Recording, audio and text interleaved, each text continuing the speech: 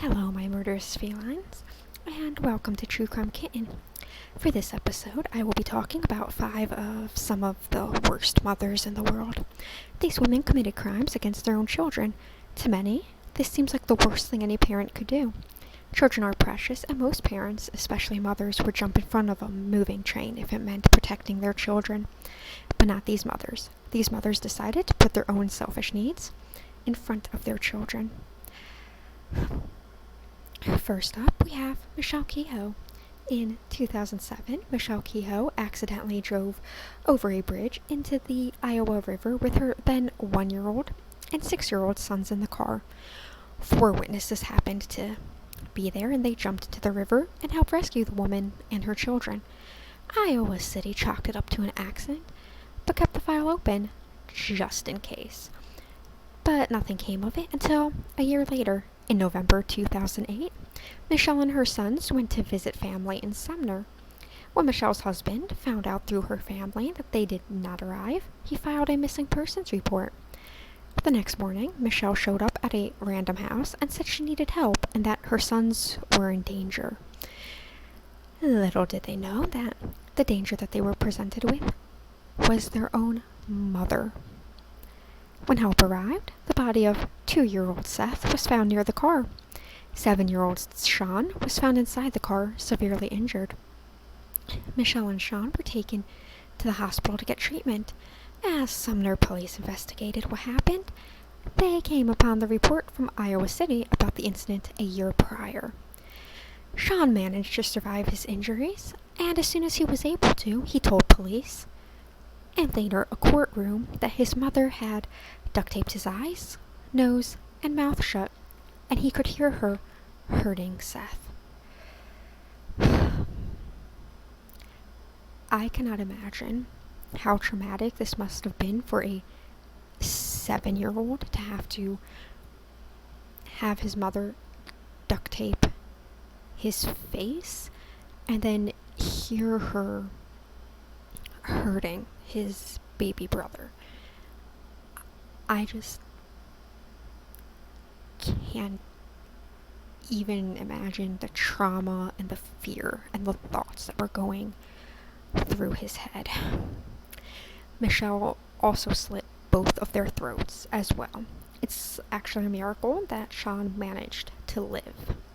Sean's confession led to Michelle being arrested for first-degree murder, attempted murder, and child endangerment.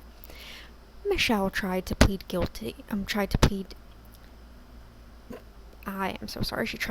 insanity due to depression, but it failed. She was sentenced to life in prison, where she remains as of this video's release. Next up, we have China Arnold. In August 2005, a convicted kidnapper and forger named China Arnold gave birth to Paris Talley.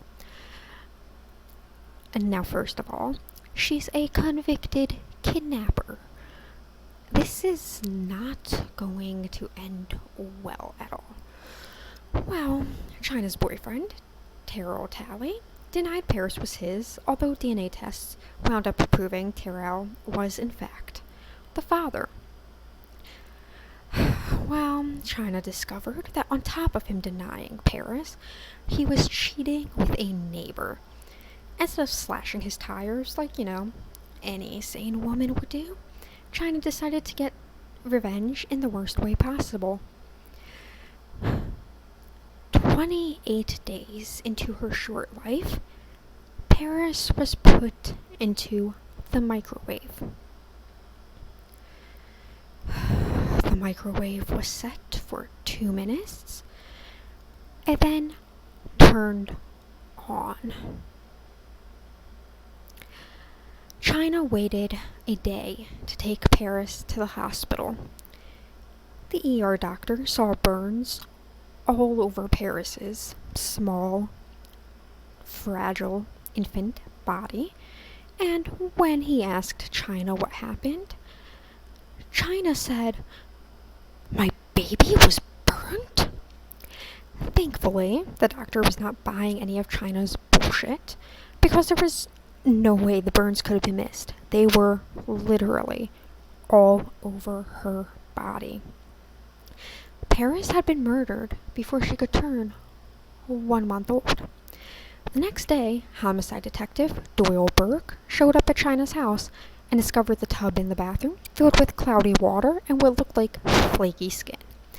He also found a damp towel that had what appeared to be reddish dirt on it. He tried to find out what could have caused those horrendous burns. Detective Burke would later say, "I probably walked by that microwave 24 times. I didn't realize that it caused burns like that." The chief medical examiner cited the cause of death as cooked to death.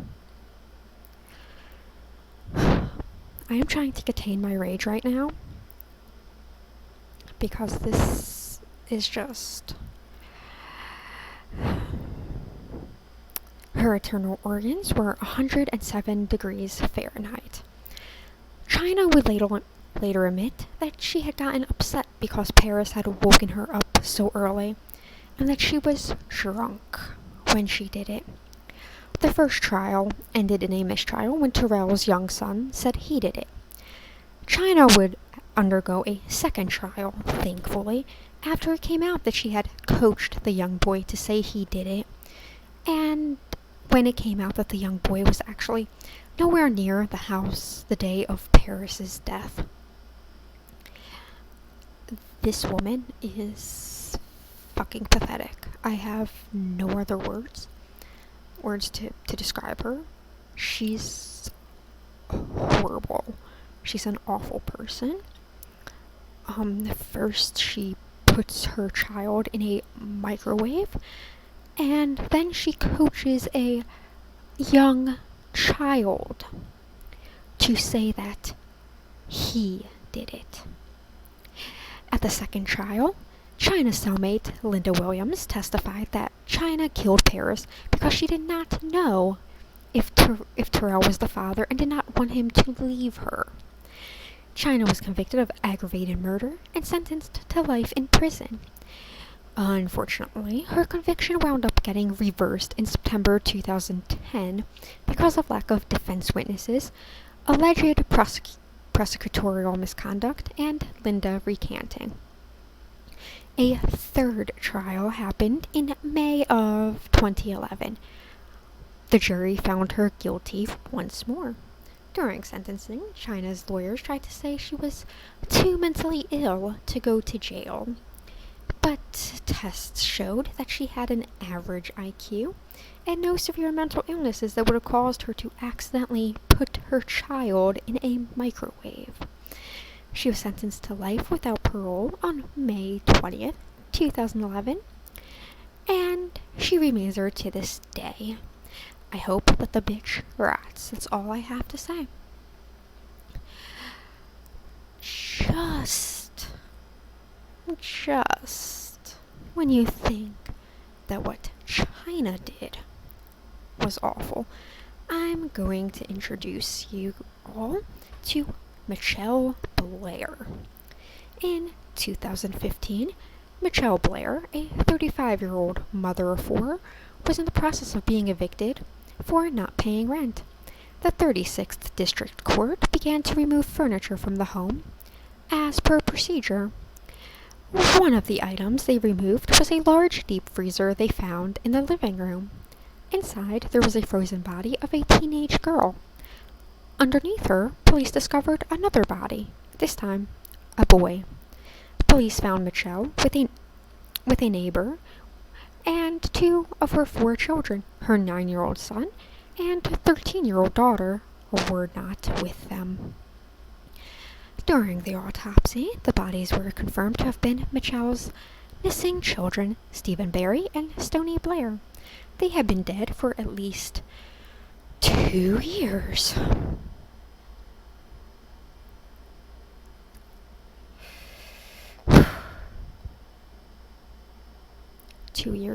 She had them just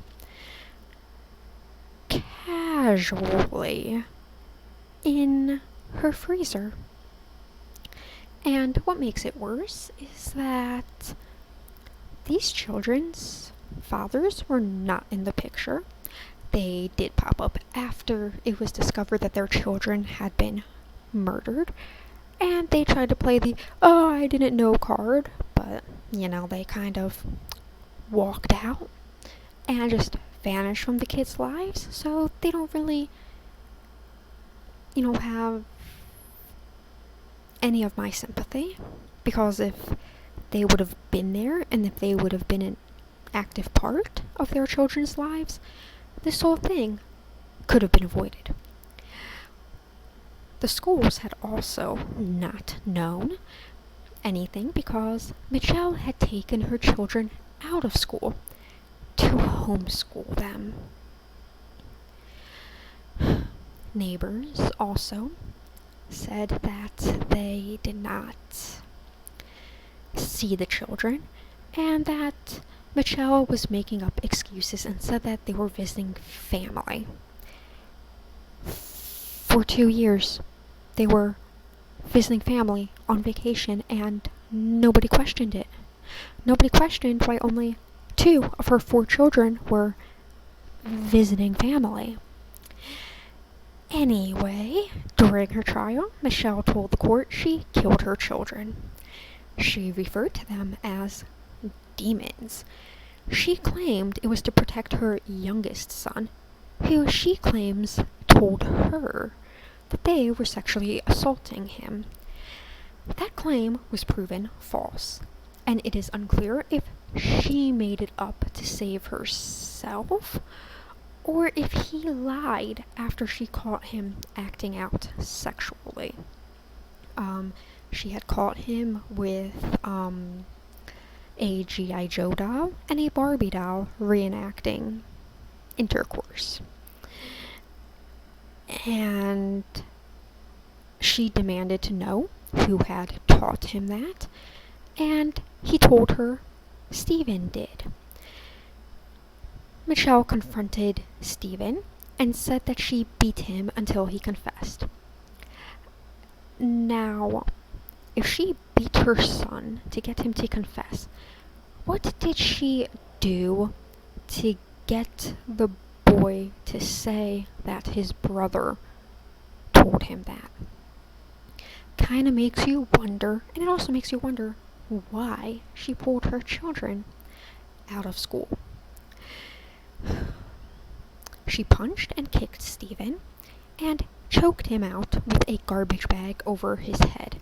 To help him regain consciousness, she poured boiling water on his genitals. She made him drink Windex and choked him out repeatedly. Stephen died 2 weeks later, and she threw his body into the freezer. Like, he was a piece of meat, that he was a, chicken that she had just bought from the grocery store, just throw it in the deep freezer. This was a 9-year-old boy. So, 9 months later, supposedly, again, according to her, and just remember that the son in question was given tests and they found no evidence of any past sexual abuse. Okay, keep this in mind. Her youngest son came to her and said Stoney was sexually abusing him. Stoney is the 13-year-old. Michelle starved Stoney and beat her until she died. She said that she wanted to turn herself in, but her son begged her not to do it. So she threw Stoney's body in the freezer on top of Stephen's and continued living in the house where she tortured 2 of her children like nothing was wrong. She lost custody of her remaining children, and they were put up for adoption. She pled guilty to 2 counts of first-degree murder and was sentenced to life without parole. The scariest thing about this is that she has absolutely no remorse for what she did. You can find her testimony online, And she has absolutely no emotion besides hate for her own kids. I mean, I've watched her testimony and I've listened to the audio of it, and it's honestly terrifying. Just no remorse. Just no remorse. No regret. The only time that she cried is when she talked about her youngest son supposedly being assaulted.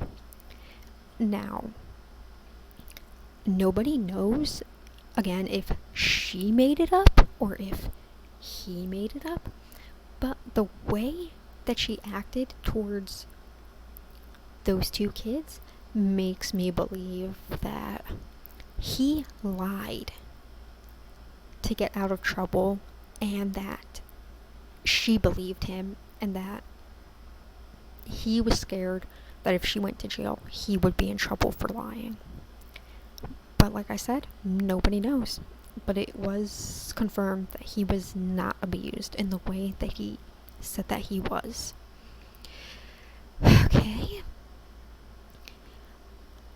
The fourth mother that we have is Shaquan Dooley. In August 2010, 29-year-old Shaquan Dooley took her children, 2-year-old Devin Dooley and 18-month-old Javon Dooley, for a drive. As she was driving, she accidentally drove the car into a lake. Shaquan fled the scene without reporting the crime. She later claimed she lost control of the car and left to go get help. Police did not believe Shaquan's story or the fact that it was an accident because it seemed so much like the highly publicized case of Susan Smith. Now, that case was a very highly publicized case involving a woman who strapped her children into car seats and drove the car into a body of water and said it was an accident.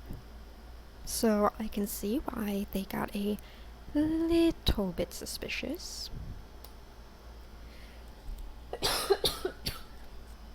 I'm sorry.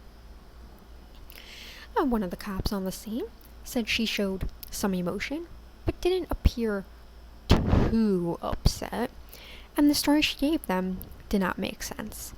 Combine that with the fact a woman who lived next to the river said she did not understand why Shaquan didn't just go and knock on her door for help, and why she decided to walk so far to the highway.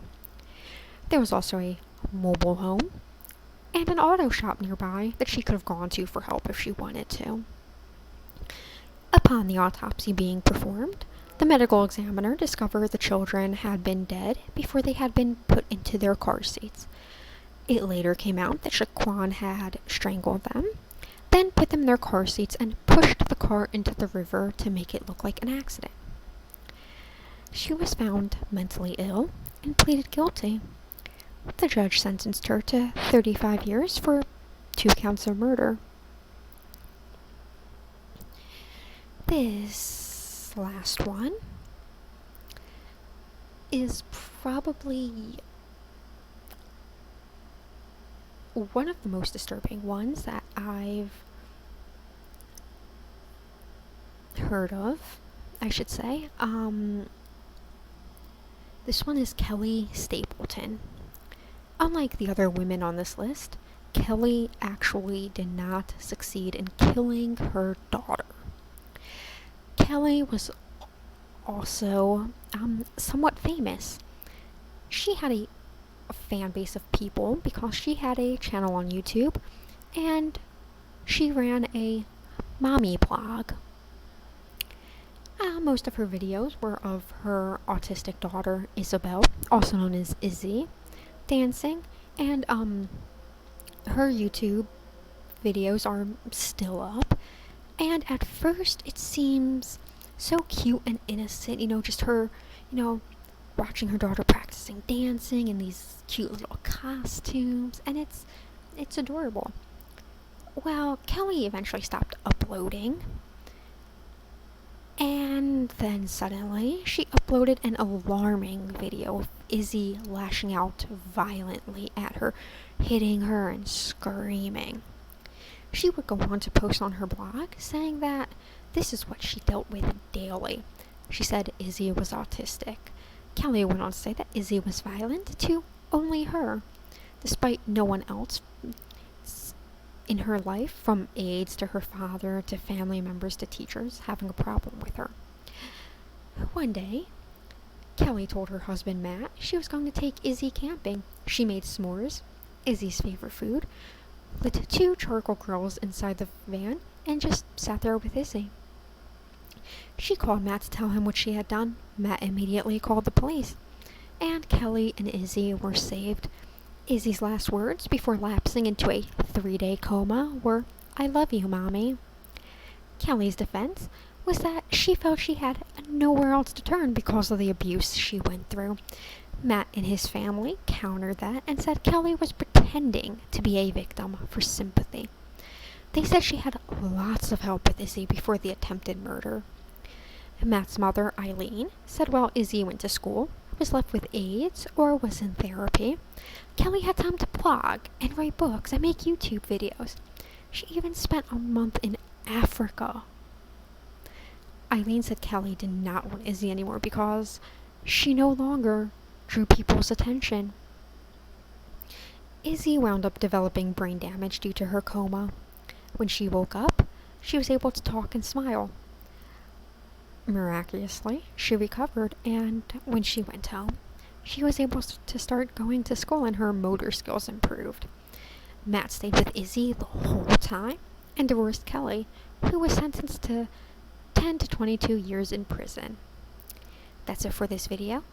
This was actually a really hard video to research as someone who is unable to have kids myself, and to just see these women kill their kids because of men or because they just got bored of them is frustrating. Thank you all for listening. Don't forget to like and subscribe and share and comment and, all the other YouTube things. Bye.